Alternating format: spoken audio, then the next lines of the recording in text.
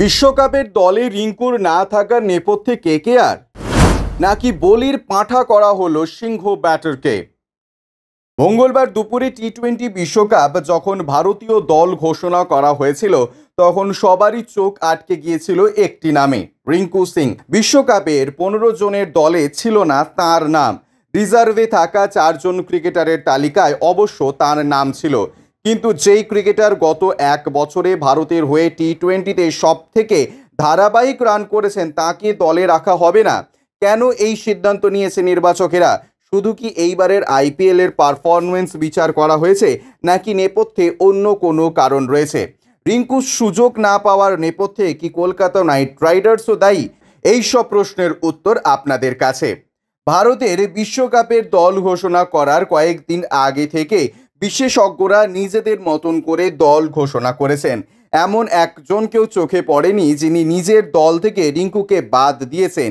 সবাই ধরে নিয়েছিলেন ওয়েস্ট ইন্ডিজ ও আমেরিকায় আয়োজিত বিশ্বকাপে ভারতীয় দলে ফিনিশারের ভূমিকায় দেখা যাবে আলিগড়ের ছেলেকে, কিন্তু তা হলো না।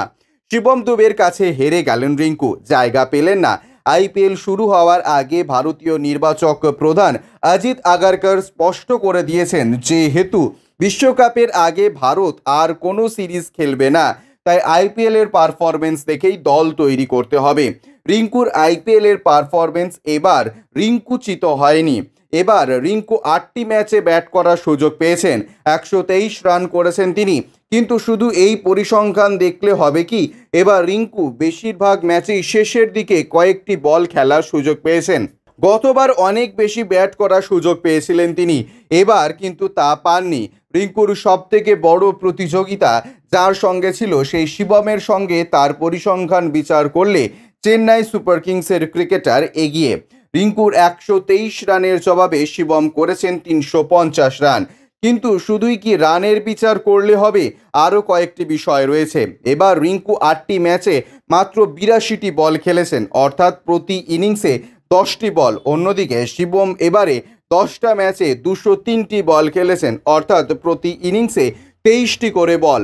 প্রতি ম্যাচে রিঙ্কুর থেকে 13টির বেশি বল খেলেছেন শিবম। তিনি অনেক বেশি মেরেছেন ছক্কা, অর্থাৎ 26টি 6 ও 24টি 4। রিঙ্কু সেই তুলনায় অনেক কম, 6টি ও 9টি 4।